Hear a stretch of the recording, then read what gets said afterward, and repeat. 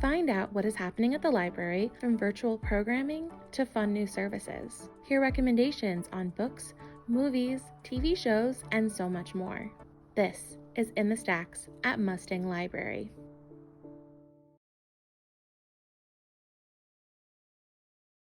The winners for the 2021 Andrew Carnegie Medals for Excellence were announced on February 4th. According to the American Library Association, the Andrew Carnegie Medals for Excellence in Fiction and Nonfiction, established in 2012, recognize the best fiction and nonfiction books for adult readers published in the United States in the previous year and serve as a guide to help adults select quality reading material. They are the first single book awards for adult books given by the American Library Association and reflect the expert judgment and insight of library professionals who work closely with adult readers. The winners, one for fiction, one for nonfiction, receive a $5,000 cash award. The shortlist titles for the 2021 Andrew Carnegie Medals for Excellence, 3 each for the fiction and nonfiction medals, were announced on November 17, 2020. Let's take a look at these titles and find out who won. In the category of fiction, this year's books are A Burning by Majimdar, Deacon King Kong by James McBride, and Homeland Elegies by Ayard, Akhitar. Our first book for the fiction category is called A Burning by Majimdar, published by Alfred A. North, a division of Penguin Random House. After witnessing a gruesome train station attack during her walk home to the slums, Siobhan responds to a Facebook post. Days later, she has been beaten, jailed, and accused of terrorism, and the 2 people who could possibly save her have other priorities. Majimdar's electrifying debut serves as a barometer measuring the seeming triviality of human life and the fragility of human connections. Our next book is by James McBride, called Deacon King Kong, published by Riverhead Books, an imprint of Penguin Random House. Portraying a 1969 Brooklyn neighborhood through its outsiders, McBride creates tragedies, funny moments, major plot twists, and cultural and generational clashes.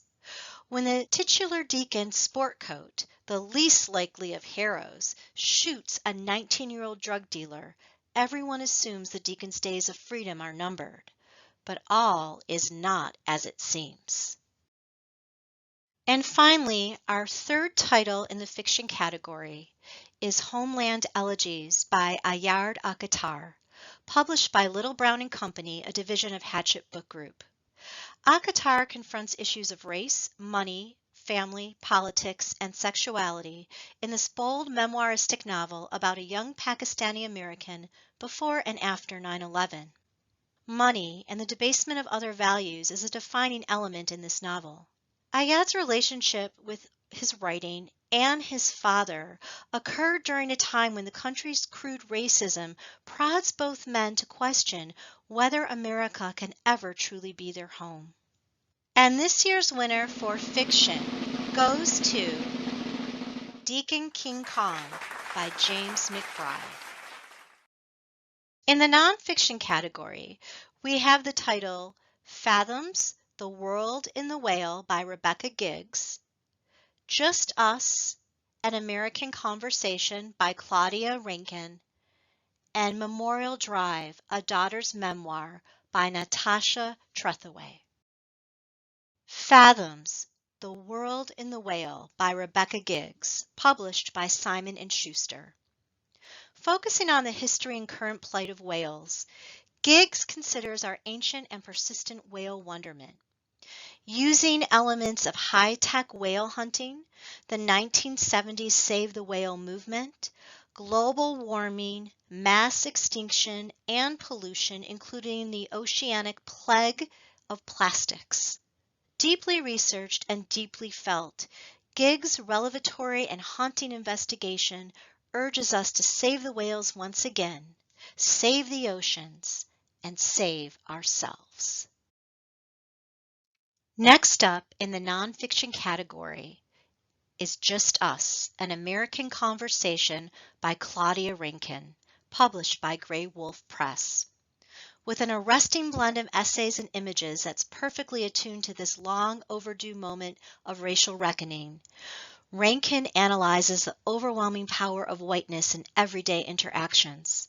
Touching on Beyoncé, blondness, skin lightening, and the inherent tensions in her own interracial marriage, Rankine once again opens a literary window into the Black experience. And finally, our third title in the nonfiction category, Memorial Drive, A Daughter's Memoir, written by Natasha Trethewey, published by Echo, an imprint of HarperCollins.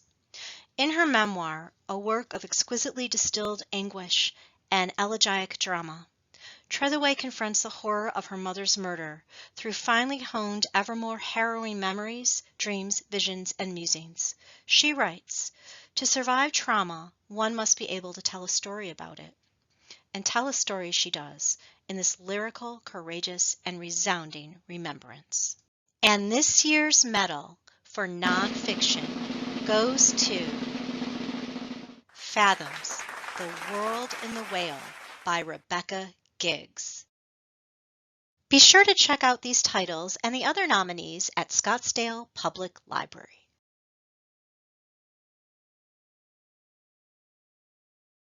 I love reading. If my kids don't need me too much and it's not my turn to cook dinner, I can finish a book in a day, which means that I pretty much am always looking for a new book to read. So I thought I'd share some ways that I look for new books from the library. Sometimes I've already got a title in mind that I've heard about. When I go to the catalog and look for the book, for example, The Priory of the Orange Tree, it may be all checked out. Now, I can place a hold and get that title when it's checked back in. There's also a really neat feature that will help me find something to read today. There's a little arrow next to similar titles available now that, if you click on it, will show me titles that are similar to the one I was looking at that are checked in right now. If one looks interesting, I can just click on the title and it will take me to the record and I can see where it's checked in. Other times, I'm looking for something entirely new because all my favorite authors write so slowly. In that case, I will look for a book that I've already read and know I liked. In this case, let's go with The Beekeepers Apprentice, which is the start of a series that asks what would happen if Sherlock Holmes lived long enough to retire and then found someone to pass his skills on to. Once I find the book, I click on the title to open up the full record. As I scroll down, you can see the summary, my staff review, copies, and so on. But if you keep going to almost the bottom, you get the Suggestions and More section. This section is powered by Novelist, which is a great database, and it's chock full of recommendations. But the piece that is integrated here is really helpful for quick and easy ideas. First, if the book is part of a series, it will show you the series information. So maybe I've missed one of the new releases and I could grab that one. But it also really helps to kind of find things in order. I know sometimes when I'm reading a series, I tend to skip around. I try not to, but sometimes I do, just based on what's available. And it's nice to be able to find the next one in the series or the one that I missed. But in this case, I've read all the books in the series, so I'm going to scroll down and look at similar titles. What's really nice here is that when you click on a title that looks interesting, it will tell me why it's recommending this title as similar to the one I started with. It'll also tell me if there's copies available. So I can either click on Find It to place that title on hold or grab it off the shelf, or I can go on to the next recommendation. As you can see, it is also showing me a list of similar authors and similar series. Any of these that I click on give me that same explanation and ability to click through. But maybe none of these look appealing. I can also choose to click on any of the story elements that I like and get a list of recommended titles from those. Then I can track down one that I think looks interesting. The nice thing about these recommendations is that in every area except the series list, Novelist is only showing titles that the library has in the catalog. Novelist is a great option when I already have a jumping off point. But what if I want to try something entirely new for me? There are other options on the library website to help with that. If you go to the Books page under Browse, you will see some carousels of titles that get changed out regularly on various themes. These can be great to spark interest in something I've not seen before or had forgotten about, or to get me interested in an entirely new topic. If you go down further, you can find some themed book lists that do not rotate. These lists remain the same, but we do add new titles to them as well, so you can explore the list multiple times. I could choose to explore a new genre that I don't normally read, like Westerns. In this same area are links to our Goodreads page, featured book lists, and famous book lists. Our youth and teen book pages have some recommendation lists on them as well. In fact, the youth page has even more recommendation lists than the adult page.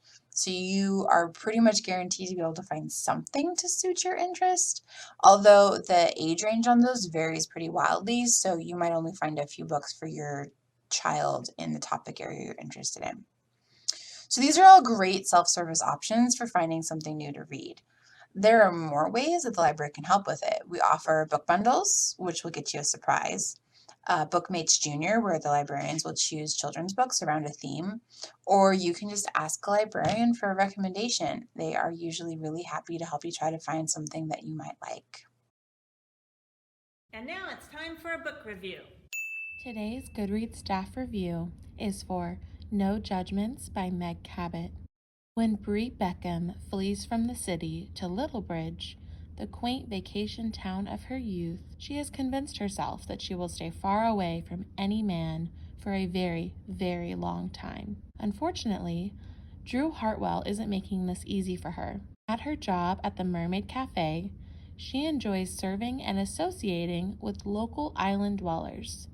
If only Drew was not so distracting. Bree can ignore him for a while, but when a hurricane drives pet owners from their homes, leaving behind many hungry animals, Bree finds in Drew an advocate in animal rescue. Together, they speed through the island in a desperate chase to help the pets left stranded by the storm. If only Bree did not enjoy spending time with Drew quite so much. Written with Cabot's customary wit and candor, and richly descriptive of the lovely tropical terrain, readers will find an exciting escape. Teen fans of Cabot's who have now grown up will love the steamy, stormy, animal-loving novel.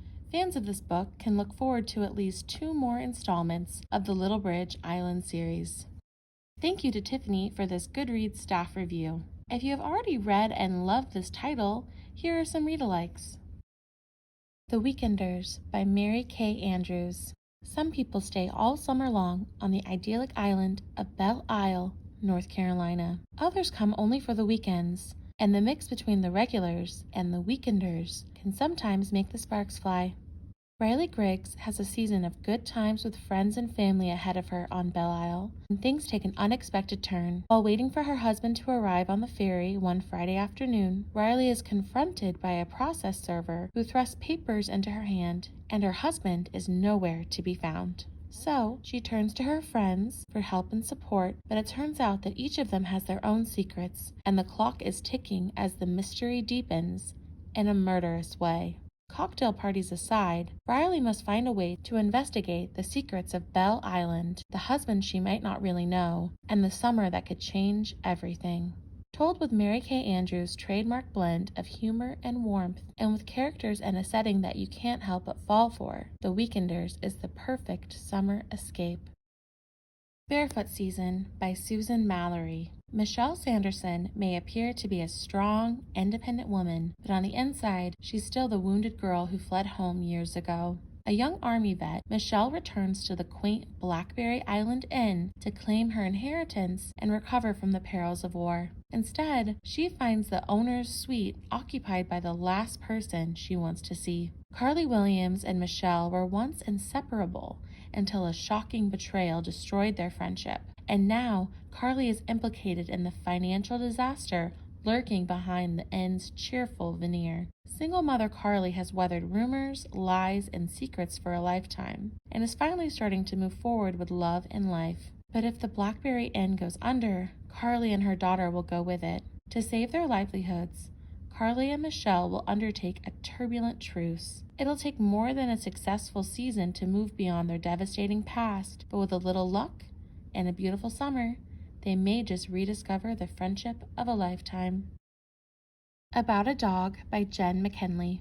Mackenzie Harris fled her hometown of Bluff Point, Maine, after being left at the altar and seeking solace in the arms of her best friend's off-limits brother. Now, 7 years later, she's back to attend her best friend's wedding, safe, or so she thinks, from the mistakes of her youth. But Gavin Tolliver has never forgotten the woman who has always held his heart, and when Mackenzie rescues a stray puppy named Tulip, only Gavin, the town's veterinarian, can help. With a little assistance from Tulip, Gavin vows to make Mackenzie realize that their feelings are more than just puppy love.